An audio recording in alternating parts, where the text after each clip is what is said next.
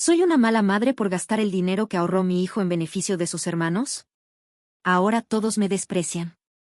Si te gustan estas historias, suscríbete al canal y deja tu like. Me ayuda un montón. Mi hijo me acusó de ladrona frente a sus hermanos. Y lo más doloroso fue que, por primera vez, no supe cómo defenderme. Todo ocurrió en la cocina, hace 3 noches. No fue una pelea, fue una declaración. Sebastián se levantó, me miró con una expresión desconocida y dijo: permitiste que gastara todo por los demás.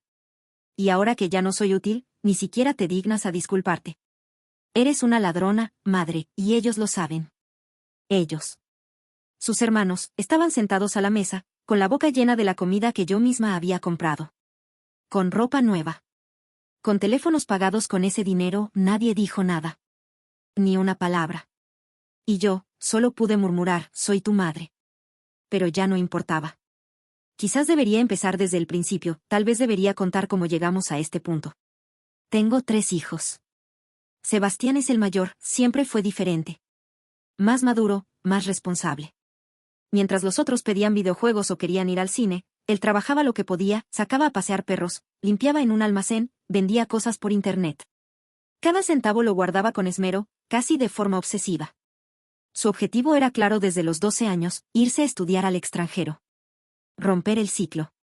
Y sí, lo decía con un tono como si su historia no fuera parte de la nuestra, como si fuera un sobreviviente de algo en lo que yo lo había involucrado. Su padre se marchó cuando Sebastián tenía 7 años. Nos dejó con deudas, con miedo, con nada. Hice lo que pude, limpié casas, vendí empanadas en una plaza, acepté trabajos temporales sin contrato. No había espacio para el orgullo. Solo para sobrevivir. Todo lo que somos lo levanté con esfuerzo.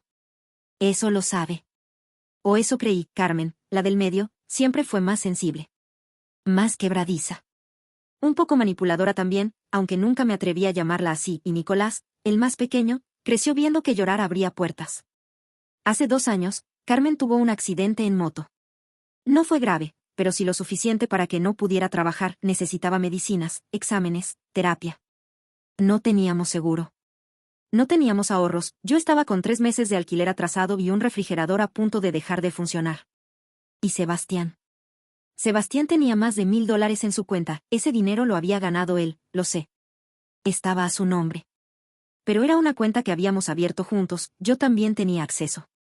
Y ese día, sentada en la cocina, con Carmen llorando de dolor y la nevera vacía, tomé una decisión que me partió el alma. Saqué $300 sin decir nada. Lloré antes. Me prometí que lo devolvería. Me juré que era solo un préstamo. Lo usé todo en ella. Medicinas, sesiones, transporte.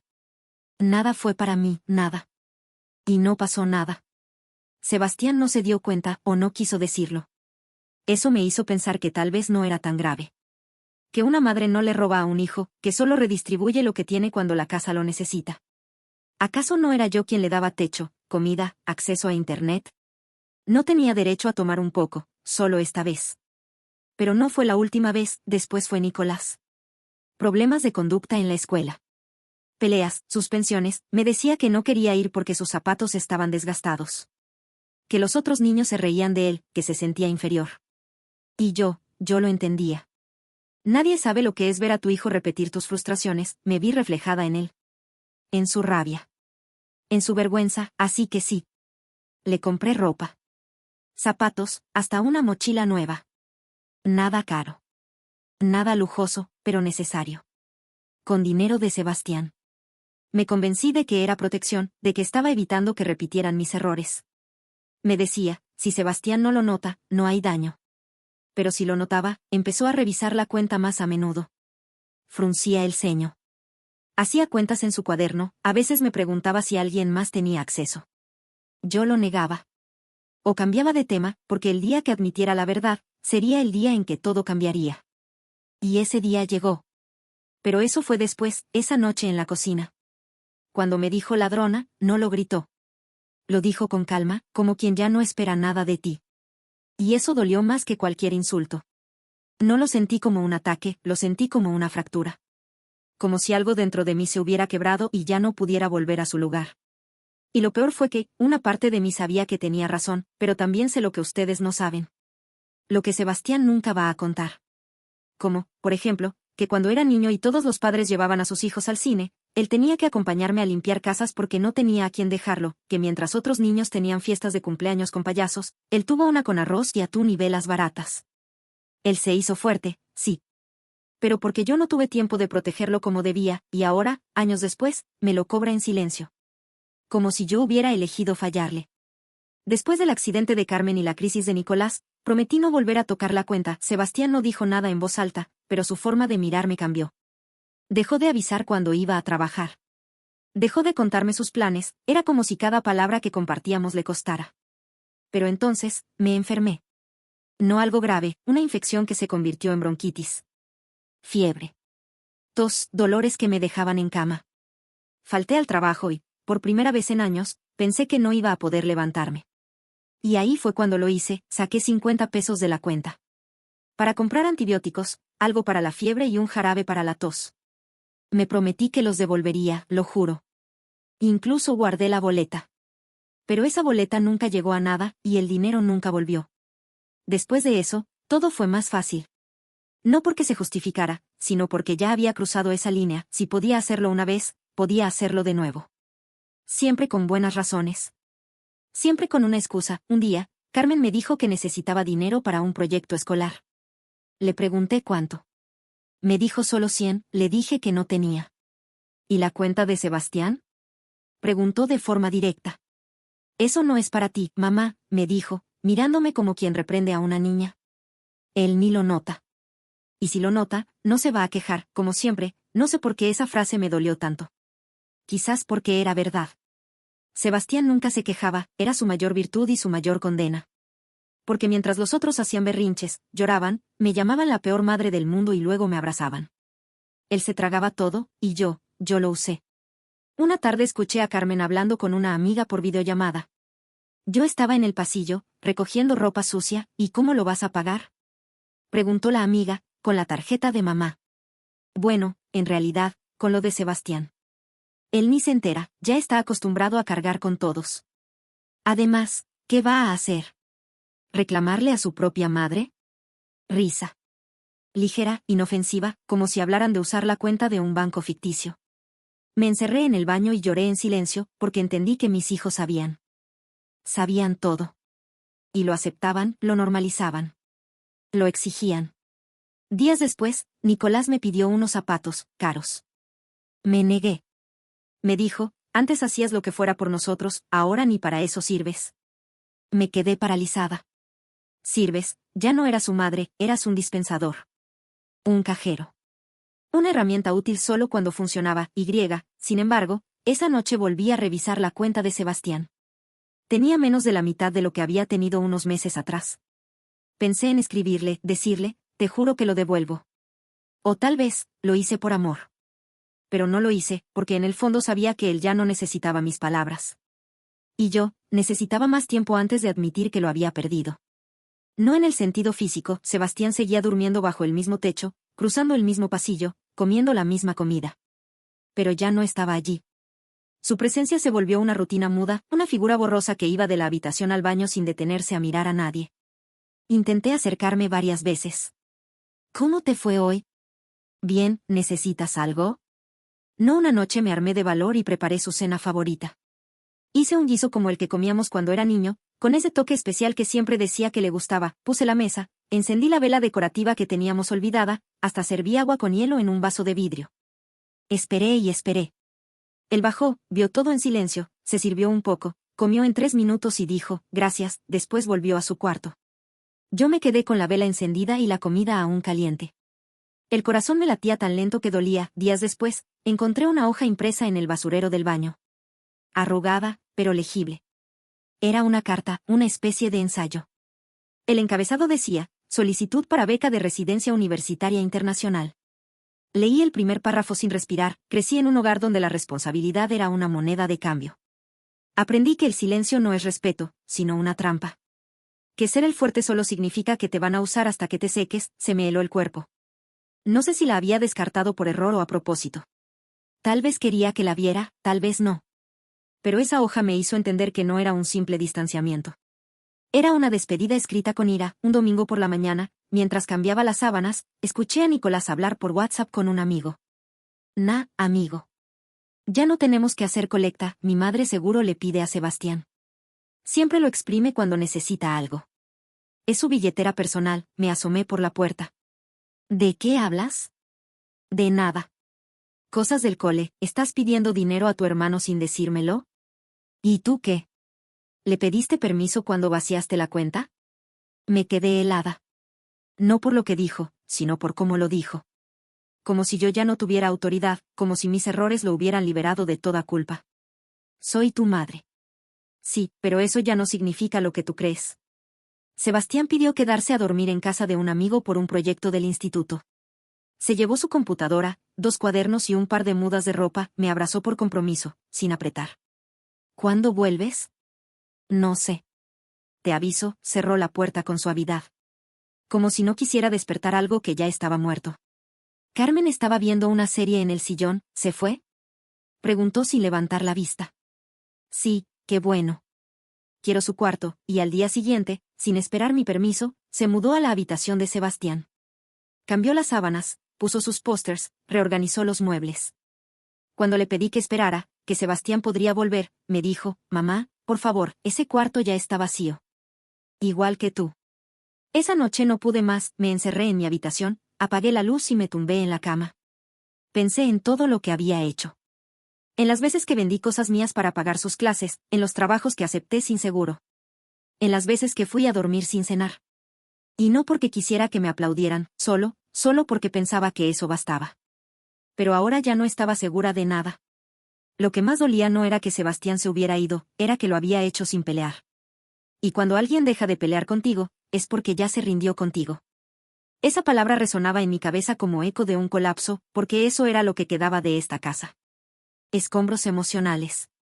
Una madre sentada sola en la cocina, una habitación ocupada sin permiso. Un hijo que dormía en otra casa y que, si me apuraban, ya no era mi hijo, no en el sentido emocional. Al menos Nicolás aún vivía conmigo, pero no sé si eso era consuelo o castigo. Cada día era lo mismo. Entraba, comía algo, se encerraba, no saludaba, no agradecía, no preguntaba si necesitaba algo. Y yo, como tonta, le dejaba comida servida por si tenía hambre. Carmen era peor, no solo se había apropiado del cuarto de Sebastián, sino que ahora lo usaba como espacio social. Traía amigas. Ponía música a todo volumen, dejó de ayudar en la casa. Y cuando le pedía que hiciera algo, me miraba con desdén. ¿Y tú qué haces además de existir, mamá? Una noche no aguanté más, le dije que Sebastián podía volver en cualquier momento, que ese cuarto no era suyo. ¿Y qué? Respondió mientras se limaba las uñas. Si vuelve, que duerma en el sillón, total, tú lo echaste. No, yo no lo eché. Él se fue, porque tú lo vaciaste, no le diste otra opción. No supe qué responder.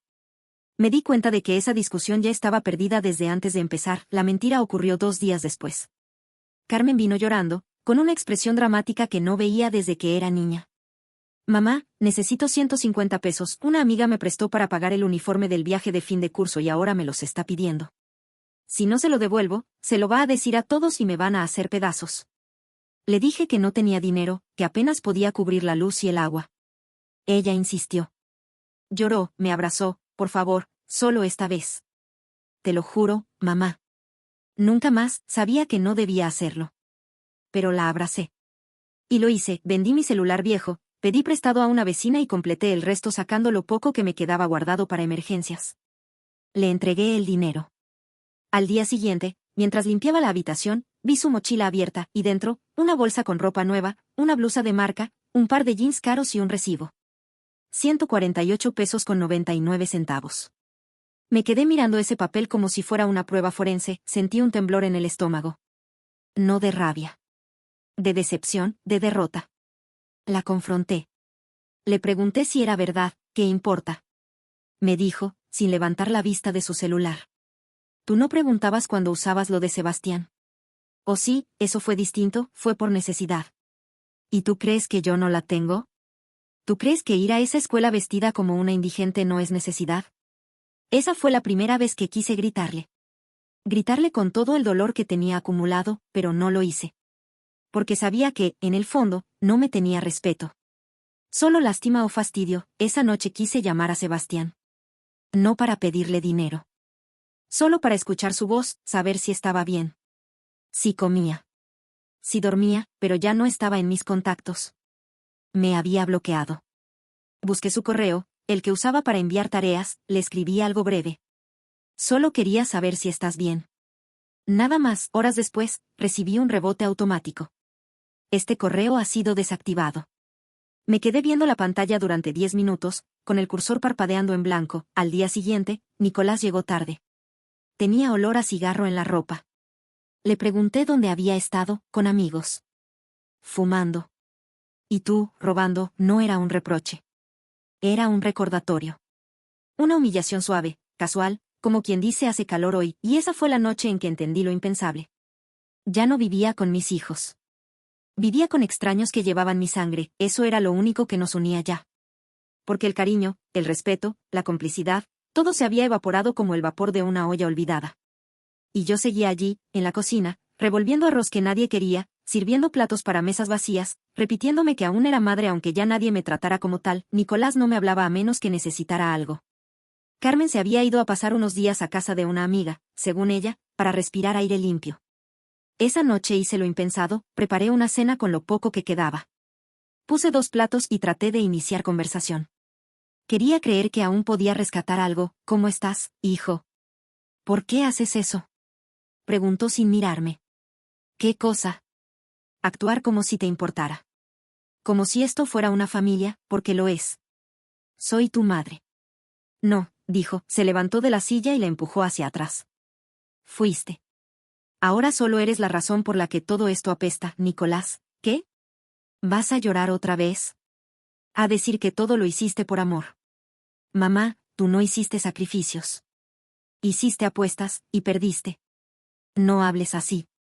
No, ¿y cómo debería hablarle a una mujer que le vació los sueños a su hijo mayor para que su hija se compre ropa y su otro hijo se compre respeto con zapatos caros? Fui yo quien sostuvo esta casa.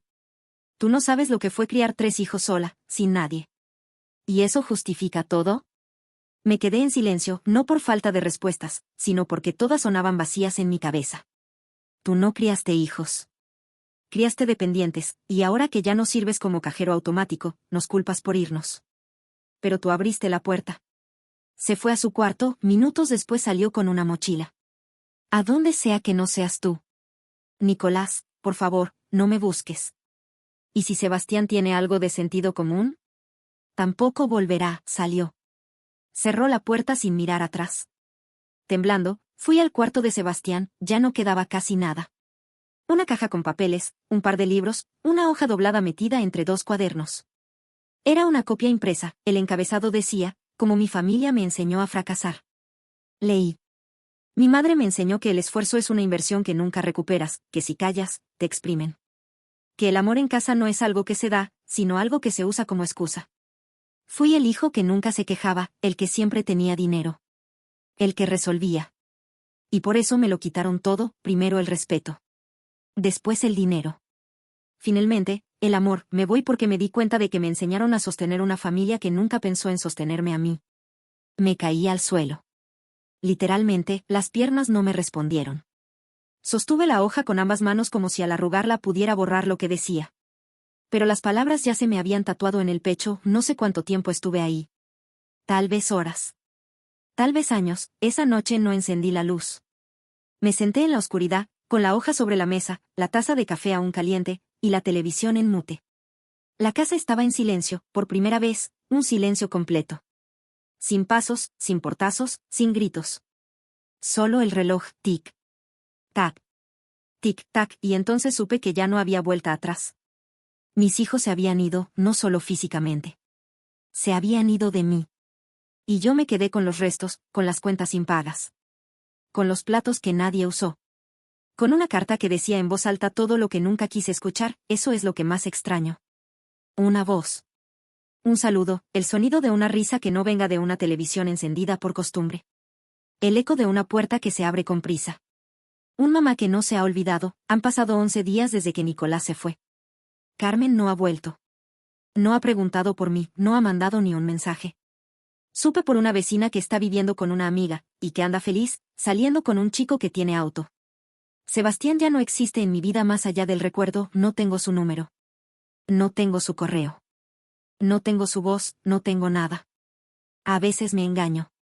Preparo 2 tazas de café, dejo el celular sobre la mesa, como si fuera a sonar. Me visto un poco mejor. Abro las ventanas, limpio. Cocino como si esperara visitas. Pero nadie llega, nadie. Mi madre vino a verme el domingo pasado. Estuvo 10 minutos, dijo que tenía poco tiempo, que solo venía a ver si seguía viva. Lo dijo en broma. Pero dolió igual, me preguntó si había sabido algo de mis hijos. Le dije que no, no te van a llamar, dijo. Y si lo hacen, será cuando ya no necesites que lo hagan, después se fue. Y la casa volvió a cerrar sus puertas sobre mí como una cárcel suave. No hay barrotes, pero tampoco hay salidas. Por las noches, me siento frente a la ventana y veo las luces de otras casas. En algunas se escuchan risas, en otras, gritos. En otras, solo el televisor. Pero en todas hay alguien más, alguien que no soy yo. Me repito que lo hice por amor. Que fui una madre entregada, imperfecta, pero entregada. Que cada decisión, incluso las equivocadas, vinieron del miedo de no poder con todo. Pero también sé, aunque no quiera decirlo en voz alta, que hubo momentos en los que no quise ver, que me acomodé al silencio de Sebastián. Que me beneficié de su paciencia. Que dejé que los otros me manipularan porque era más fácil que poner límites, que crucé líneas y me convencí de que no eran límites, sino caminos. Y ahora, no hay nadie al otro lado. El otro día, sin querer, abrí un cajón que no tocaba desde hace tiempo, estaban ahí, las libretas de ahorros, unos dibujos de Carmen, una foto de Nicolás en la escuela, una carta que Sebastián me escribió cuando cumplí 40. Decía, gracias por no rendirte. Algún día te voy a hacer sentir orgullosa, rompí a llorar como una niña. No por nostalgia, sino por vergüenza. No sé si ellos me odian, o si simplemente aprendieron a vivir sin mí, pero en el fondo, lo que más duele no es que se hayan ido, es que no quieran volver. Hoy preparé arroz con pollo. Solo para mí, comí en silencio. Lavé el plato. Apagué la luz, me senté en el sillón, con una manta y el celular apagado. Y pensé en la frase que una vez me dijo Sebastián, antes de cerrar la puerta para siempre. Tú no te equivocaste una vez, tú hiciste de tus errores una rutina. Y tenía razón. Ahora solo me queda esta casa, las paredes que lo escucharon todo. Las puertas que vieron entrar a mis hijos y no los vieron salir. Y este corazón que aún espera, aunque ya nadie toque el timbre. Tal vez algún día me perdonen. Tal vez no, pero si me preguntas qué me quedó de todo lo que di, solo puedo decirte esto. Di todo por mis hijos. Y ahora ninguno quiere darme siquiera los buenos días.